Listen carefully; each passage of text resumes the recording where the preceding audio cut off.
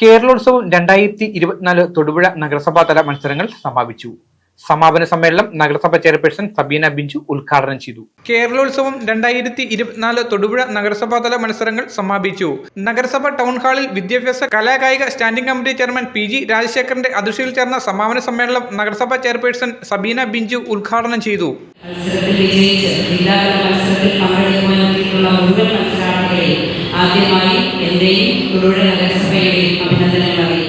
തുടർന്ന് വിജയികൾക്ക് നഗരസഭാ ചെയർപേഴ്സൺ സമ്മാനങ്ങൾ വിതരണം ചെയ്തു. വൈസ് ചെയർപേഴ്സൺ ജെസി ആന്റണി മുഖ്യപ്രഭാഷണം നടത്തിയ യോഗത്തിൽ സെക്രട്ടറി ബിജുമോൻ ജേക്കബ്, വിദ്യാഭ്യാസ കലാകായിക standing committee chairman MA Abdul Kareem, നഗരസഭാ കൗൺസിലർമാരായ ജിതേഷ് C ഇഞ്ചക്കാട്ട്, ശ്രീലക്ഷ്മി സുദീപ് എന്നിവർ ആശംസകൾ അർപ്പിച്ചു.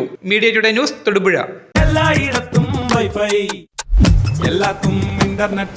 നാട് മുഴുവൻ ഡിജിറ്റൽ, നാട്ടാരെല്ലാം ബ്രൗസിംഗിലാണ്.